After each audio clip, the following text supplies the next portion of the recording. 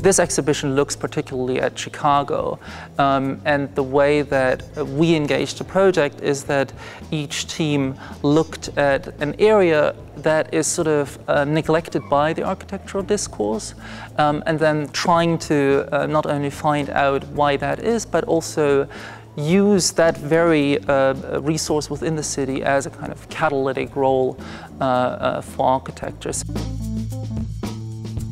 The one on the outside is historical. None of the works that you see on the outside are actually built, but they have been really important for the discourse. So, for example, one of them is the Hans Hollein proposal that you see in the distance. In the inside there are 4 models, one produced by Stanley Tigerman that you see on the right. He uses the basic unit of the shelter as something to work through and to see how, as he sort of terms the cities within the city are developed by a larger architectural form.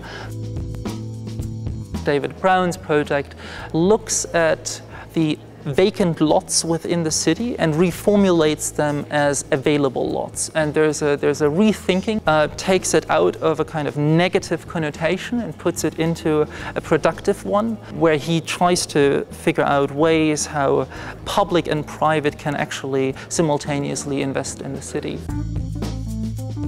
The illuminated one is by Urban Lab, who look at the terrain of industry within the city, seeing how desolate sites or industrial no man's lands can be reworked, a way to look even at really polluted sites where even the pollution could become something productive to work from. And on the left you have the project by Jeanne Gang from Studio Gang, where she looks entirely at the waterways within Chicago and in terms of how cities engage that interface between architectural form and the realm of the water.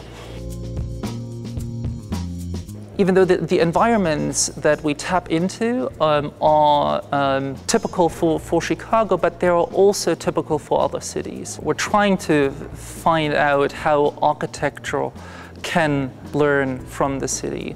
Architecture is by definition a kind of, I guess, form-finding discipline. And so if one looks at the city as something that can potentially inform the way that architecture works, architecture is formed, and so it becomes an architecture that ideally can engage the city in a way that is no longer defined by simply problem solving or as a kind of utopian project that superimposes something alien onto the city.